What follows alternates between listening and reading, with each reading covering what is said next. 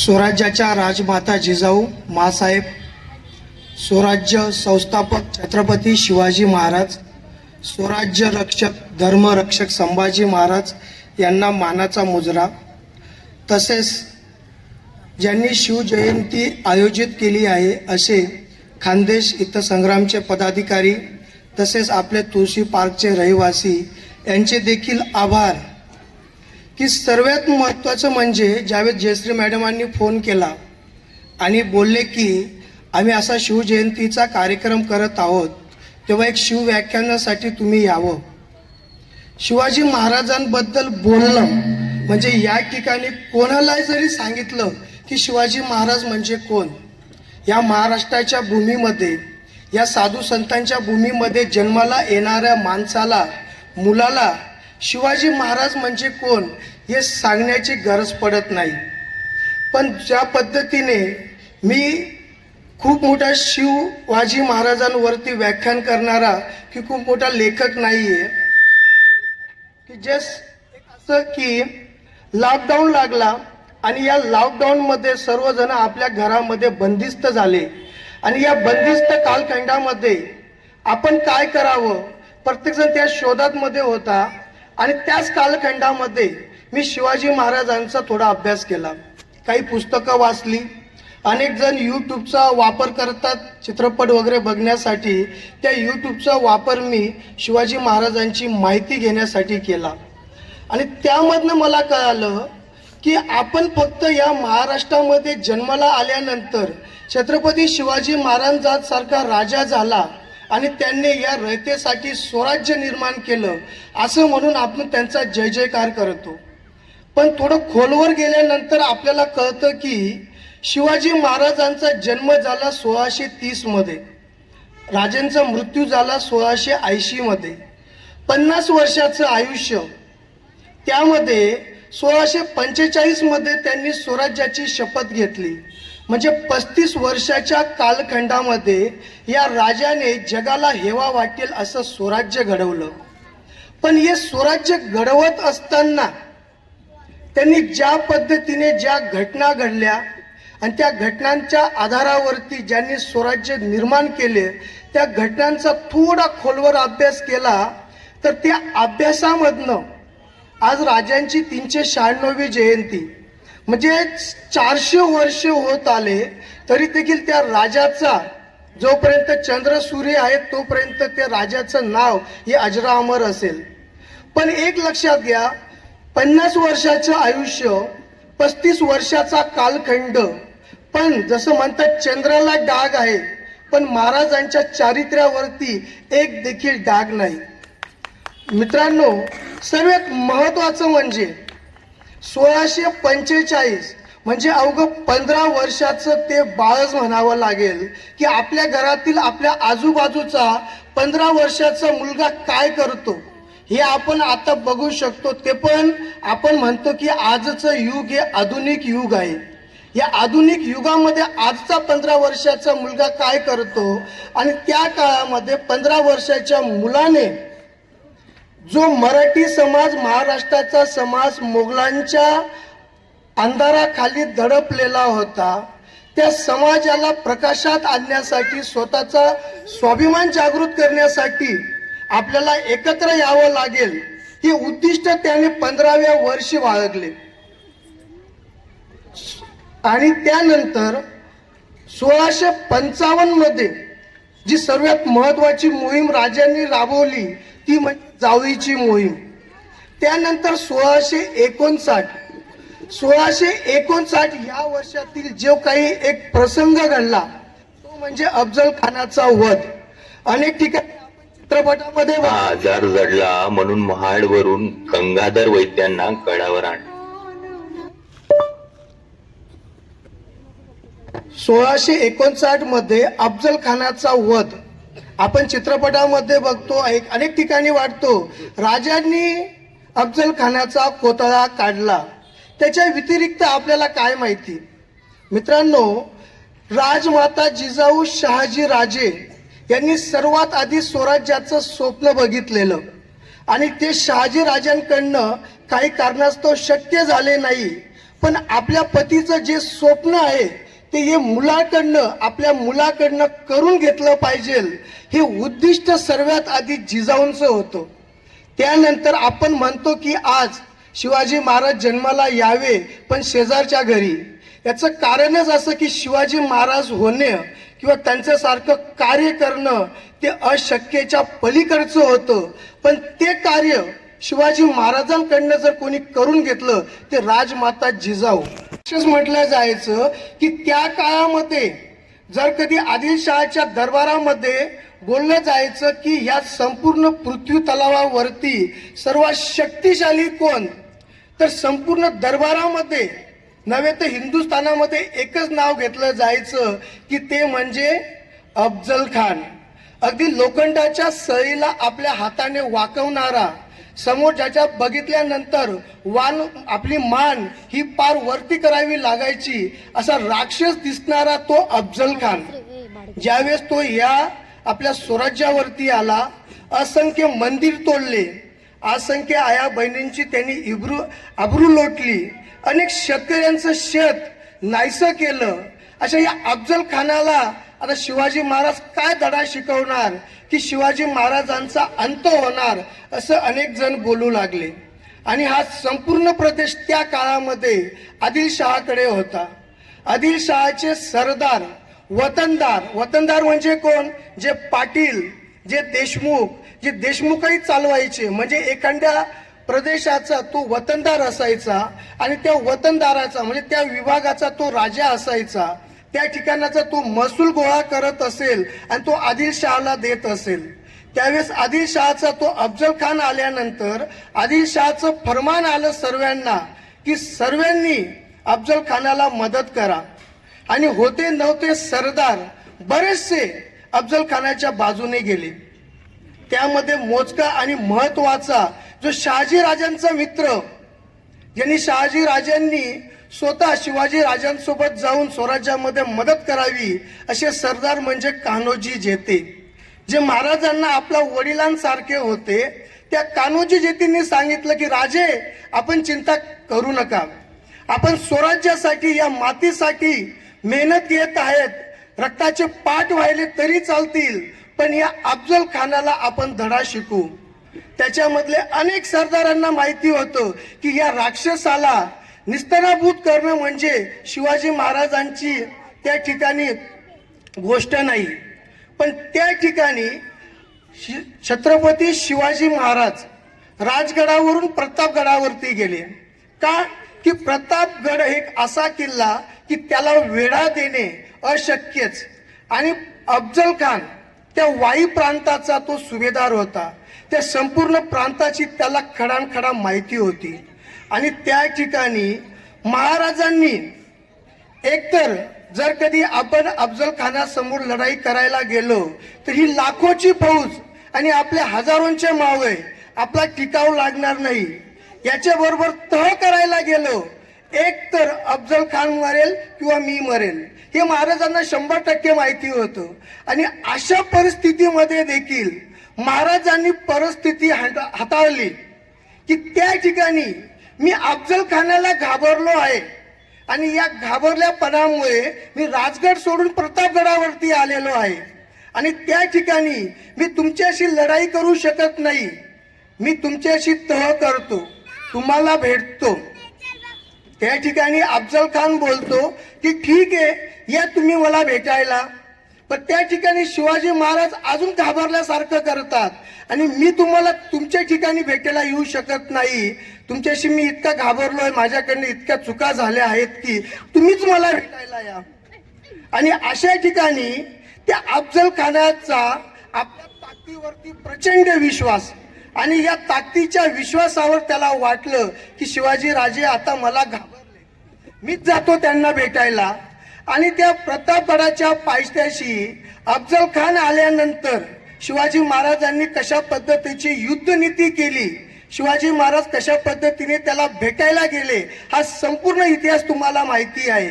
आणि त्यामध्ये देखील गहन अभ्यास केल्यानंतर आपल्याला कळतं की महाराजांचा जर मृत्यू झाला तरी देखील हा प्रतापगड हे स्वराज्य त्या अफजल खानाकडे, आदिलशहाकडे गेलं नाही पाहिजे. सर्व सरदारांनी मिळून, सैन्याने मिळून अशी काही युक्ती केली होती की महाराजांच्या मृत्यूनंतर देखील हे स्वराज्य, हे प्रतापगड तसंच असेल. म्हणजे विचार करा की समोरून येणारं आव्हान न पेलण्यासारखं, तरीही त्याच्यावर अभ्यास करून त्याच्यावरती एका प्रकारे प्लॅनिंग केल्यानंतर ती प्लॅनिंग कशा पद्धतीने सक्सेस करायचं हे महाराजांनी त्या काळामध्ये आपल्याला दाखवून दिलं. आणि आपण फक्त अफजल खानाचा कोथळा काढून महाराजांचा जय जयकार करतो, पण त्या महाराजांच्या त्या कालखंडातील कार्यावरती आजचा वर्तमान आणि पुढचं भविष्य आपण कशा पद्धतीने आपलं चांगलं करून घेऊ शकतो याचा अभ्यास केला पाहिजे. आपल्या आयुष्यामध्ये कितीही मोठे संकट येऊ द्या की ते संकट आता आपण पेलू शकत नाही असं आपले नातेवाईक, आपले आजूबाजूचे म्हणत असतील, पण धीर ठेवा, शांतता घ्या, व्यवस्थित प्लॅनिंग करा आणि त्या संकटावरतीही आपण मात करू शकतो हे आपल्याला छत्रपती शिवाजी महाराजांनी शिकवून दिलं. त्याच्यानंतर 1659 मध्ये अफजल खानाचा कोथळा काढल्यानंतर छत्रपती शिवाजी महाराजांचं खऱ्या अर्थाने स्वराज्याची सुरुवात झाली. आतापर्यंत शिवाजी महाराज जे काही गड किल्ले जिंकत होते ते आदिलशहाचे, की जे शहाजी राजे म्हणजे त्यांचे वडील शहाजी राजे हे एक सरदार होते, महाराष्ट्रातील एक सर्वश्रेष्ठ असा योद्धा होता की ज्यांनी 1632 ते 1636 4 वर्ष निजामशाहीचा छोटा असा निजामाला गादीवरती बसून संपूर्ण स्वराज्य आपल्या हातामध्ये घेतलं होतं. आणि तेव्हाच स्वराज्याची संकल्पना मुहूर्तमेढ रोवली होती.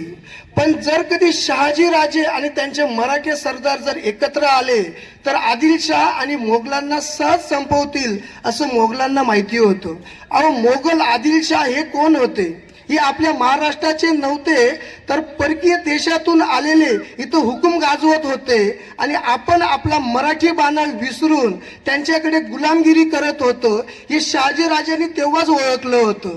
पण शहाजी राजांना रोखण्यासाठी मोगल आणि आदिलशहाचे सैनिक एकत्र झाले आणि या दोघांनी मिळून शहाजी राजांना रोखलं. आपल्या ठाणे जिल्ह्यातील मावली किल्ल्यावरती त्यांना वेढण्यात आले आणि वेढा देऊन त्या ठिकाणी शिवाजी महाराजांचे थोरले बंधू संभाजी महाराज, राजमाता जिजाऊ आणि शहाजी महाराज हे सर्व त्या किल्ल्यावरती अडकले होते. त्या ठिकाणी तह करण्याशिवाय पर्याय नव्हता आणि शहाजी राजे मोगलांना शरण गेले. त्या ठिकाणी मोगलांकडे एक शस्त्र होतं की कुठलाही शत्रू असेल त्याला मृत्यूदंड द्यायचा. पण शहाजी राजे महाराष्ट्रातील एवढे मोठे शूर असे योद्धे होते की त्यांना मारण्यात आले नाही, तर त्यांना आदिलशहाने पुन्हा एकदा आपल्या चाकरीमध्ये घेतलं. आणि हाच त्या ठिकाणी स्वतःचा स्वराज्याचा लढा राजमाता जिजाऊंनी आपल्या डोळ्यांनी बघितलेला होता आणि आपल्या पतीचं स्वप्न त्यांनी छत्रपती शिवाजी महाराजांकडनं पूर्ण करून घेतलं. तर आजच्या दिवसामध्ये माझं हे सांगणं आहे की ज्या बसलेल्या आपल्या माता भगिनी आहेत की जोपर्यंत तुम्ही राजमाता जिजाऊ होणार नाही तोपर्यंत छत्रपती शिवाजी महाराज निर्माण होणार नाही. छत्रपती शिवाजी महाराज निर्माण होणार म्हणजे ते पुन्हा घोड्यावरती बसणार आणि त्या पद्धतीने त्यांचा पोशाख घालून येणार असं नाही. छत्रपती शिवाजी महाराज निर्माण होण्यासाठी ज्या पद्धतीने आपले लहान मुलं आहेत त्या लहान मुलांवरती तुम्ही जर कधी हिंदी चित्रपट, मराठी चित्रपट अशी गाणे जर त्यांना दाखवत असाल तर ते छत्रपती शिवाजी महाराज कधीही होणार नाही. ज्यावेळेस तुम्ही त्यांना शिवाजी महाराजांच्या गोष्टी सांगाल, स्वाभिमानाच्या गोष्टी सांगाल, स्वाभिमानावरनं एक लक्षात घ्या की 1665 मध्ये पुरंदरचा तह करण्यात आला. या पुरंदरच्या तहामध्ये महाराजांनी लक्षात घ्या 1645 ते 1665 म्हणजे 20 वर्षामध्ये जे स्वराज्य निर्माण केलं होतं. अफजल खानाला ठार केलं. अफजल खानाला ठार केल्यानंतर त्या ठिकाणी आदिलशहाने सिद्दी जोहरला पाठवलं. सिद्दी जोहर आल्यानंतर महाराज पन्हाळा किल्ल्यावरती अडकलेले, त्यांना वेढा दिलेला. त्याच वेळेस मोगलांनी संधी साधून औरंगजेबाचा मामा शाहिस्ते खान या स्वराज्यावरती चालून आला. त्यांनी पुणे काबीज केलं. 1660 ते 1663 3 वर्ष तो पुणे लुटत होता. पण त्याला भीती होती की अफजल खानाचा कोतळा महाराजांनी काढलेला आहे, म्हणून तो सर्व महाराजांची लढत नसताना मंदिरं लुटत होता, शेती लुटत होता, माया बहिणींची आबरू लुटत होता. महाराज 2 संकटामध्ये फसले होते.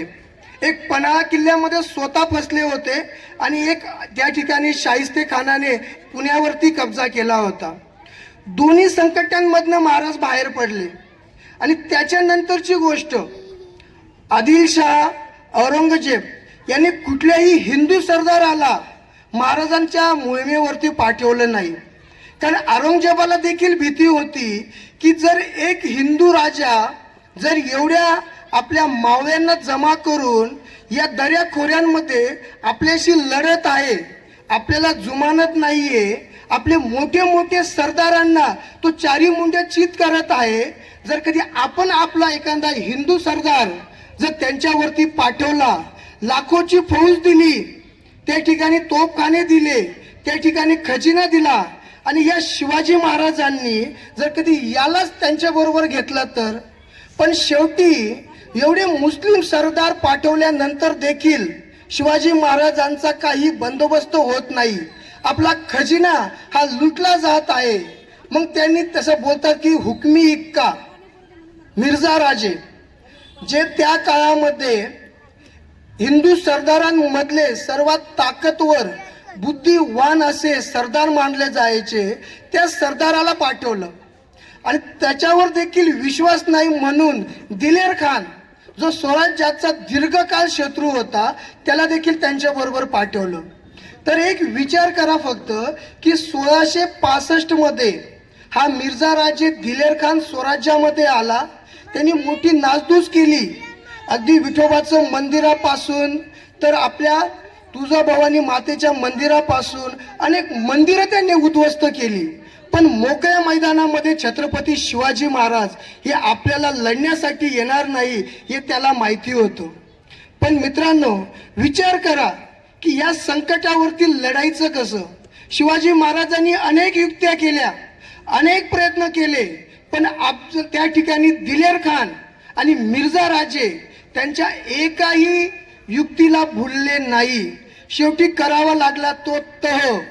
आपण सर्व ग्रामीण भागातले आलेले माणसं असतील, सर्वांना माहिती असेल की जून महिना चालू झाल्यानंतर आपला शेतकरी वर्ग हा आपल्या शेतीकडे, पाऊस कधी पडेल आणि आपण शेती कसं करणार याकडे लक्ष असतं. मित्रांनो, महाराजांच्या सैन्यामधले जे काही सैनिक होते त्याच्यातले निम्म्याहून जास्त हे शेतकरी होते. आणि त्या काळामध्ये पावसाळा लागला की सहसा करून युद्ध होत नसत. तर हे मावळे शेती करत 4 महिने शेती केल्यानंतर उर्वरित काळ हे महाराजांच्या स्वराज्यासाठी देत असत. मित्रांनो, हो केला मित्रांनो, या ठिकाणी अनेक असे राजे होऊन जातात की ज्यावेळेस ते युद्धावरती जातात त्या ठिकाणी फक्त विजय प्राप्त करण्यासाठी, कितीही आपले सैनिक मरू द्या, आपले सरदार मरू द्या, त्यांना काही घेणं देणं नाही. पण छत्रपती शिवाजी महाराज आज संपूर्ण पृथ्वी तलावावरचा एकमेव असा राजा होता की त्याच्या युद्धशैलीमध्ये माणसं जगावी, माणसं गेली नाही पाहिजे, त्यासाठी आपले गड गेले, आपली संपत्ती गेली तरी चालेल. आणि त्या ठिकाणी मिर्झा राजांसोबत छत्रपती शिवाजी महाराजांनी तह केला. आपल्याकडे असलेल्या किल्ल्यांपैकी 23 किल्ले, 4 लाख होन संपत्ती त्या ठिकाणी मोगलांना देण्यात आली. त्या ठिकाणी 5000 मनसबदारीची सरदारकी आपल्या 9 वर्षाच्या मुलाला घ्यावी लागली आणि स्वतःला देखील मोगलांचा सरदार बनावं लागलं. छत्रपती शिवाजी महाराजांनी जे स्वराज्य निर्माण केले होते त्यापैकी 80 तर 90% स्वराज्य संपलं होतं. आपल्यापैकी अनेक माणसं असं असतात की शून्यातनं विश्व निर्माण करतात आणि अचानक अशी काही परिस्थिती येते की आपल्याकडचं सर्व संपतं. परिस्थिती अशी होते की काही आत्महत्या करतात, काही एखादं व्यसन असं बाळगतात की त्याच्यामधनं मी आता कसा बाहेर येणार. माझा आजचा भाषणाचा मुद्दाच एवढा आहे की आज आपले जमलेले एवढे मराठी बांधवांपैकी एकाला जरी माझा भाषणाचा मूळ मुद्दा कळला आणि त्यांचं आयुष्याचं परिवर्तन झालं तरी आजचं माझं व्याख्यान हे सार्थकी लागेल असं मला वाटेल. त्याच्यामधला सर्वात महत्वाचा मुद्दा म्हणजे 80% आपलं स्वराज्य संपलं. त्या ठिकाणी एक अट ठेवण्यात आली की औरंगजेब बादशाहचा 50वा वाढदिवस आग्र्याला साजरा होत आहे आणि त्या वाढदिवसासाठी आशिया खंडातील सर्वात मोठमोठे राजे सरदार हे त्या ठिकाणी आग्र्याला येणार होते. आणि आता शिवाजी राजे आणि संभाजी राजे दोघेही मोगलांचे कोण झाले आहेत? सरदार झाले आहेत. आणि या सरदारकीमुळे त्यांना देखील बादशाहच्या वाढदिवसासाठी आग्र्याला जावं लागेल असं सांगण्यात आले.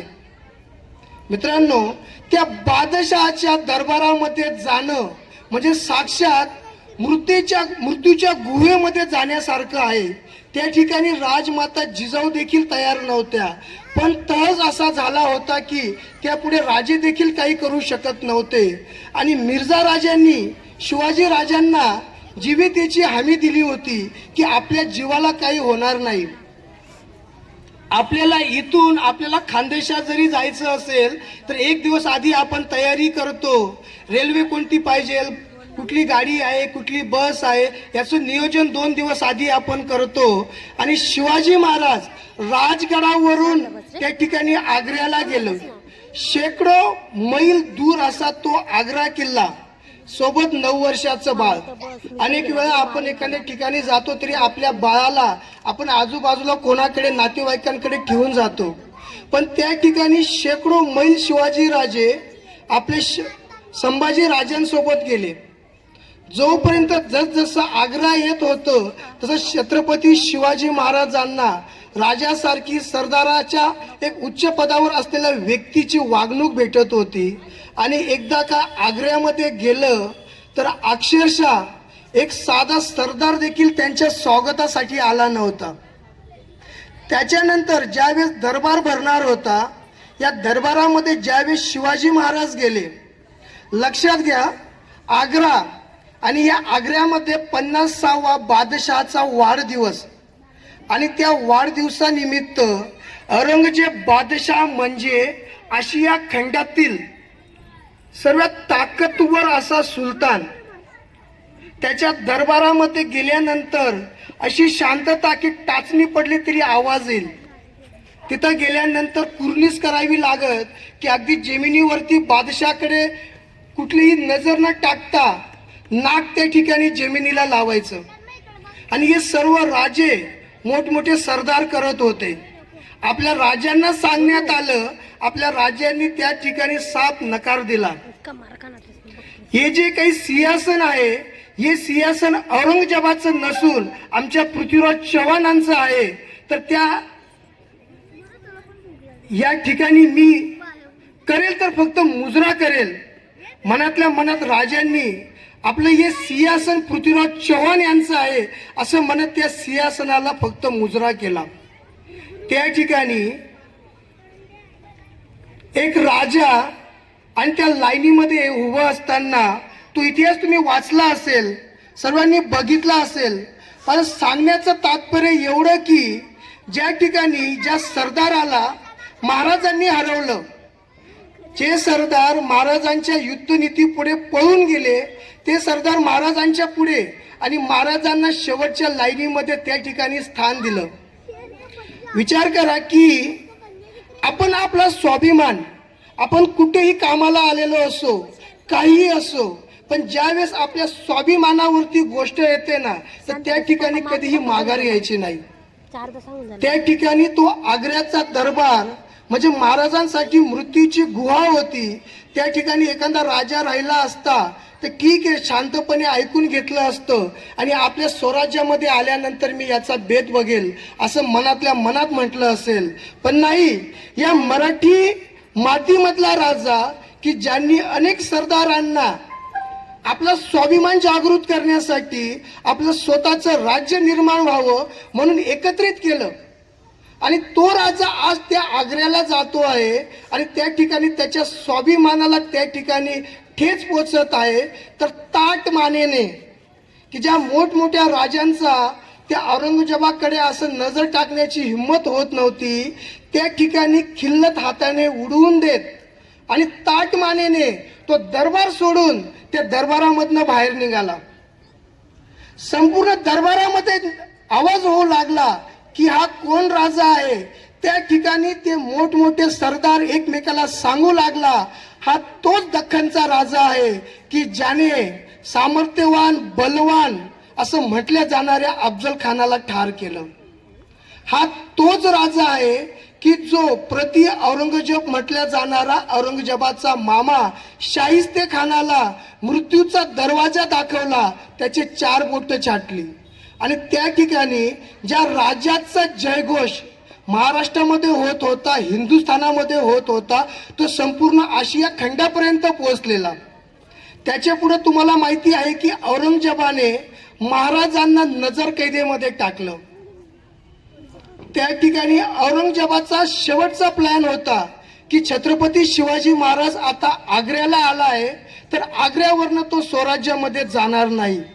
त्या ठिकाणी त्यांनी वेगवेगळ्या युक्त्या केल्या की छत्रपती शिवाजी महाराज हा आता मोगलांचा सरदार आहे, तर हा मोगलांच्या सरदाराला राजा जे काही सांगतो ते करावं लागतं.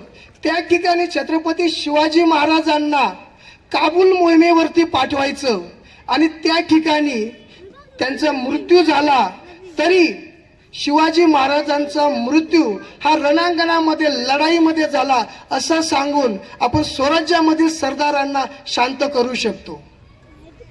पण मित्रांनो, तुम्ही बघितलं असेल की 3 ते 4 महिने छत्रपती शिवाजी महाराज या आग्र्याला त्या ठिकाणी औरंगजेबाच्या नजर कैदेमध्ये असले. त्यामध्ये त्यांनी वेगवेगळ्या युक्त्या केल्या. आजारी असल्याचं त्याने बादशहाला सांगितलं. गोरगरिबांना त्या ठिकाणी मिठाईचं वाटप करण्यासाठी त्या ठिकाणी परमिशन घेतली. त्या ठिकाणी शंभूराजे मात्र संपूर्ण आग्रा आणि त्यांचे सरदार हे आग्र्यामध्ये फिरत होते.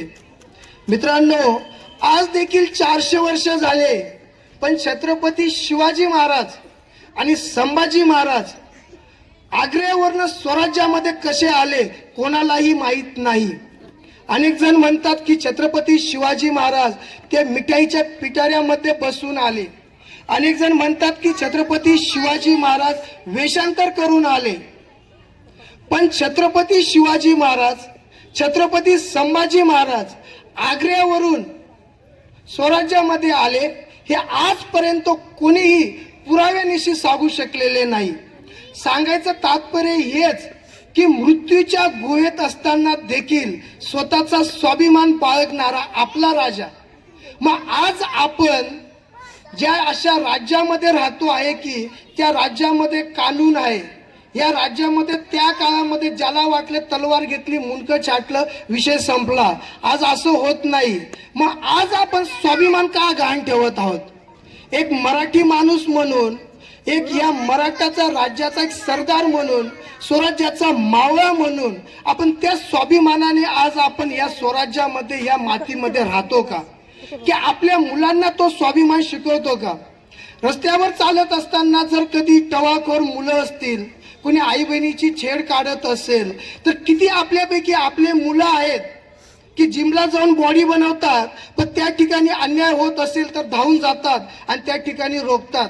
आपलेच आई वडील सांगतात जाऊ दे ना, काय चालू असेल त्यांचं, तू कशाला मध्ये पडतो. हा आहे आपला स्वाभिमान.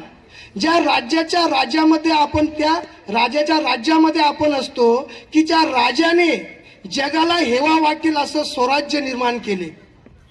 आपल्या राजाने ज्या कल्याण नगरीमध्ये राहतो त्या कल्याणच्या सुभेदाराच्या सुनेला ज्यावेळेस सरदारांनी तिचं सौंदर्य बघितलं आणि ते सौंदर्य बघितल्यानंतर राजाला नजराना द्यायचा, कारण की राजा म्हटल्यानंतर ऐशोआरामी जीवन जगणारा, त्या ठिकाणी स्त्रियांचा उपभोग घेणारा, अशी राजाची त्या पद्धतीची जीवन जगण्याची पद्धत होती.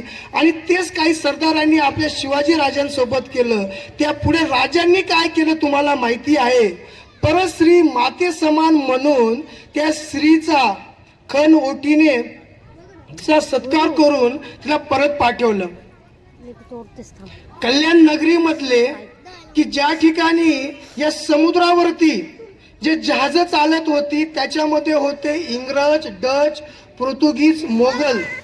त्या ठिकाणी आपलं स्वतःचं जहाज जर तिला चालवायचं असेल तर त्याची आपल्याला परवानगी घ्यावी लागायची. महाराजांनी बघितलं की ज्याचं आरमार त्या ठिकाणी निर्माण करायचं असेल तर ज्याचं समुद्रावरती वर्चस्व त्याचं आरमार होईल. आणि त्या पद्धतीने छत्रपती शिवाजी महाराजांनी आरमाराची स्थापना केली. जे आपले लहान शिवरायांचे मावळे आहेत ते देखील त्यांच्या कार्यक्रमासाठी उत्सुक आहे. जास्त वेळ घेणार नाहीये, फक्त एवढंच बोलणार आहे की अनेक राज्यांमधल्या राजांचं कणभर असतं पण तिथले लोक आभाळभर सांगतात. आपल्या राजाचा आभाळभर आहे पण आपण सांगायला कमी पडतो. एवढा काही राजांचा इतिहास आहे पण मी मोजकच बोलतो की ज्या पद्धतीने की आरमार हे पोर्तुगीज, डच, इंग्रज आणि मोगल यांच्याकडे होतं त्या ठिकाणी आपल्या मराठ्यांना त्या ठिकाणी त्यांची परवानगी घ्यावी लागत असेल पण महाराजांनी स्वतःचं आरमार स्थापन केलं आणि त्या आरमारावरती लक्ष देण्यासाठी आपला दुर्गडी किल्ला, कल्याणचा दुर्गडी किल्ला ज्याला भुईकोट किल्ला बोलतात तो बांधलेला आहे. पुढे चिमाजी आप्पांनी ज्यावेळेस वसईचा किल्ला जिंकला आणि जाता जाता टिटवाळ्याचं गणपतीचं मंदिर बांधलेलं आहे. आणि अशाच पद्धतीने आपल्या बाजूला असलेलं बदलापूर शहर की ज्या ठिकाणी महाराजांचे जे काही घोडे होते की काही अंतर पार केल्यानंतर ते बदलले जायचे म्हणून त्या शहराला बदलापूर नाव पडलेलं आहे. अशा ऐतिहासिक आजूबाजूच्या परिसरामध्ये आपण राहतो आहे आणि या परिसरामधनं आपण काहीतरी घेतलं पाहिजे. आज जे मान्यवरांनी सांगितलं की या ठिकाणी आपण पहिल्यांदा शिवजयंती साजरी करत आहोत आणि एवढ्या मोठ्या संख्येने मी तर म्हणेल पुरुषांपेक्षा स्त्रियांची संख्या जास्त आहे. आणि हा या आपण शहरामध्ये असताना शहरामध्ये फक्त फर्स्ट शिफ्ट, सेकंड शिफ्ट आणि आपला पगार आला की पगारावरती EMI, स्वतःचा फ्लॅट कसा होईल, फ्लॅट नंतर गाडी कशी होईल याच विचारामध्ये आपण असतो. पण त्या विचारामधनं सुद्धा छत्रपती शिवाजी महाराजांची जयंती असते. मी खरंच तुम्हाला सांगतो की आज सकाळी मी ज्यावेळेस सुट्टी घेतली त्यावेळेस काही माणसं बोलली की आज सुट्टी का. मी म्हटलं हो आज सुट्टी. म्हटलं काय? म्हटलं छत्रपती शिवाजी महाराजांची जयंती आहे. अरे बापरे, मला माहितीच नव्हतं. म्हणजे अनेकांना मराठी माणसांना शिवजयंती माहिती नाही. त्याच्यात पण कुठली शिवजयंती? तारखेनुसार, तिथीनुसार. आणि मी म्हणेल ज्या राजाने आपल्याला घडवलं, आपल्याला स्वाभिमान शिकवला त्या राजाची जयंती आपण रोज जरी आपल्या घरामध्ये साजरी केली तरी त्या राजाचं ऋण आपण फेडू शकत नाही. आणि एका दिवसाच्या शिवजयंतीसाठी अनेकांना सुट्टी भेटत नाही, अनेकांना माहिती भेटत नाही. पण आपल्या ठिकाणी या बहुसंख्य संख्येने तुम्ही जमा झालेले आहेत. या ठिकाणी तुम्ही खरे शिवभक्त आहात. माझ्या या भाषणामधनं मी ठरवून आलेलो होतो की महाराजांचा इतिहास प्रत्येकाला माहिती आहे. नसेल माहिती तर यूट्यूबवरती टाकाल तो 2 दिवसामध्ये तुम्हाला पूर्ण इतिहास माहिती होऊन जाईल. आरमार स्थापन केलं, त्या ठिकाणी आग्र्यावरनं सुटका होऊन आले. 1670-71 पासून त्या ठिकाणी आपण बघितलं असेल की जे स्वराज्य केलं होतं त्याच्या काही पटीने जास्त स्वराज्य महाराजांनी स्थापन केलं. 1674 मध्ये राज्याभिषेक झाल्यानंतर एक राजा, छत्रपती शिवाजी महाराजांना आधीपासूनच आपण राजा मानत असतो पण त्या काळामध्ये देखील जो या हिंदू धर्माचं रक्षण करणारा राजा होता त्याच हिंदू धर्मामधले देखील लोक शिवाजी महाराजांना विरोध करत होता. हा कसला राजा? याचा कुठे राज्याभिषेक झाला? राजांनी आधीच सांगितलं होतं की मी राजा नाही आहे, मला कुठलंही राज्य नको आहे. छत्रपती शिवाजी महाराजांचं राज्य आजही शिवाजी महाराजांचं राज्य की भोसल्यांचं राज्य म्हणून ओळखलं जात नाही तर ते मराठ्यांचं राज्य म्हणून ओळखलं जातं. आणि हा मराठा शब्द म्हणजे 18 पगड जाती आणि 12 बलुतेदारांना एकत्र घेऊन निर्माण झालेला शब्द. आणि त्या शब्दामध्ये एवढी ताकद होती की मराठी आ गए हा शब्द ऐकल्यानंतर या हिंदुस्थानामधील मोठे मोठे सरदारांचा थरकाप व्हायचा. आणि या 1674 मध्ये राज्याभिषेक झाल्यानंतर अवघ्या 2 वर्षानंतर 74 नंतर 76 मध्ये महाराजांनी सर्वात मोठी मोहीम राबवली, तो म्हणजे दक्षिण दिग्विजय. 1.5 ते 2 वर्ष चाललेली ही मोहीम आपल्या सर्व मराठी माणसांना अभिमान वाटेल की या 1.5 ते 2 वर्षाच्या मोहिमेमध्ये एकही मोठा राजा छत्रपती शिवाजी महाराजांना असा आडवा गेला नाही. मग तो कुतुबशाह असू द्या, त्या ठिकाणचा त्याने स्वतः शरणागती पत्करली. अनेक छोटे मोठे सरदार त्या ठिकाणी आडवे गेले तर त्या महाराजांच्या सरदारांनीच त्याचा बंदोबस्त केला आणि कर्नाटकापर्यंत, तामिळनाडूपर्यंत, तो जिंजीच्या किल्ल्यापर्यंत महाराजांनी स्वराज्य वाढवलेलं. 268 पेक्षा जास्त किल्ले महाराजांनी जिंकले. आणि एक सांगतो, 1680 मध्ये महाराजांचा फक्त मृत्यू झाला, पण छत्रपती शिवाजी महाराज त्यांच्या विचाराने, त्यांच्या कृतीने आज जेमतेम 400 वर्ष होत येतील, आजही जिवंत आहे. तर या भाषणानिमित्ताने मी आवर्त घेतो की महाराजांबद्दल बोलायला गेलं तर महाराजांच्या एवढ्या घटना आहे, महाराजांचं एवढं कार्य आहे की ते बोलताना आपण कमी पडू. पण या माझ्या एक अभ्यासानुसार मी एवढंच तुम्हाला सांगेल की छत्रपती शिवाजी महाराजांचा इतिहास तुम्ही देखील वाचा. जे मोठी माणसं आहेत ते शहाजीराजे म्हणून इतिहास वाचा. जे भगिनी आहेत त्यांनी मी म्हणतो जिजामाता होऊन इतिहास वाचा. आणि आपल्या पोटी जन्माला येणाऱ्या मुलाला असे संस्कार करा की आज आपण बघतो की माझा मुलगा शाळेत जात असताना त्याला अशा शाळेमध्ये टाकलं जातं की या कॉम्पिटिशनच्या दुनियेमध्ये तो टिकला पाहिजे. त्याला जे काही पगाराचं पॅकेज आहे तर या पंचक्रोशीतील माझ्या बिल्डिंग मधल्या सर्व मुलांपैकी चांगलं भेटलं पाहिजे, हे आपलं लक्ष असतं. पण तुम्ही अनेक गोष्टी वाचल्या असतील की ज्या मुलाला करोडोंचं पॅकेज आहे तो आपल्या आई वडिलांचा अंत्यविधीला देखील येत नाही. आपल्या आई वडिलांसाठी तो त्या ठिकाणी लाखो रुपये पाठवत असतो. मला याच्यातली एक माणूस असा दाखवून द्या की त्याला वाटत असेल की माझ्या मुलाने करोडोंचं पॅकेज कमवावं आणि मला भेटायला देखील येऊ नये, माझ्या अंत्यविधीला देखील येऊ नये. सर्वांना एकच वाटतं की तू पैसे कमव, तू खुश राहा, पण आम्हाला फक्त भेटायला ये. तर मी हेच म्हणेल की छत्रपती शिवाजी महाराज हे चालतं बोलतं विद्यापीठ आहे, युनिव्हर्सिटी आहे. तुमच्या शाळेत जाणाऱ्या मुलाला शैक्षणिक शिक्षण त्या शाळेमध्ये भेटेल, पण सामाजिक शिक्षण तुम्ही द्या. या समाजामध्ये कसं वावरायचं, कोणाचा कसा मान सन्मान करायचा, परत स्त्रीकडे कोणत्या नजरेने बघायचं, कुठं अत्याचार होत असेल तर बिंदास भीड, काय होत असेल तर मी सांभाळून घेईल, असं शिक्षण ज्यावेळेस तुम्ही देणार, ज्यावेळेस त्या समाजामध्ये तुमचं नाव मोठं होणार की ज्या मुलाने कार्य केलं की हा कोणाचा मुलगा आहे, त्यावेळेस आपली मान ही गर्वाने ताट झाली पाहिजे. आणि याच पद्धतीने ज्या भगिनी असतील त्या ठिकाणी त्यांनी येसूबाई व्हा. संभाजी महाराजांसारखा पती सांभाळणे ही खाण्याची गोष्ट नव्हती, ती येसू राणी साहेबांनी करून दाखवलं. स्वराज्यावरती अतिक्रमण आलेले आहे, या स्वराज्यामध्ये शिवाजी महाराज गेले, संभाजी महाराज गेले, त्या ठिकाणी राजाराम राजे की ज्यांना एवढा युद्धनीतीचा अभ्यास नव्हता, त्या ठिकाणी तारा राणींनी जे स्वराज्य चालवलं, त्या तारा राणी व्हा. आणि या ठिकाणी जाता जाता एवढंच सांगेल की तुमच्यापैकी 1-2 जणांना जरी छत्रपती शिवाजी महाराजांचा इतिहास समजला, तो आत्मसात केला आणि त्याच्यावर आपल्या मुलांवरती काम केलं तर आपलं आज जी शिवजयंती आपण साजरी करत आहोत त्याचं सार्थक होईल असं मला वाटतं. आणि पुढच्या वर्षी आपण अजून जल्लोषाने शिवजयंती साजरी करू असं सर्वांना मी पुन्हा एकदा आमंत्रित करतो. आणि या ठिकाणी जे आपले आयोजक आहे कांदे शीतसंग्राम आणि तुळशी पार्क, त्यांचं एकदा पुन्हा एकदा मी आभार मानतो की ज्यांनी मला या ठिकाणी निमंत्रित केलं आणि आपल्या राजाचा इतिहास घराघरापर्यंत पोहोचवण्यासाठी त्यांनी खारीचा वाटा उचलला, म्हणून त्यांचे मी आभार व्यक्त करतो. आणि तुम्ही एवढ्या वेळ शांतपणे जे काही व्याख्यान ऐकलं त्याच्यावर तुमचं पण आभार. आणि पुढच्या वेळेस अजून जल्लोषाने आपण शिवजयंती साजरी करू. जय महाराष्ट्र, जय शिवराय. धन्यवाद. धन्यवाद साहेब, खूप खूप छान तुम्ही मार्गदर्शन केलं.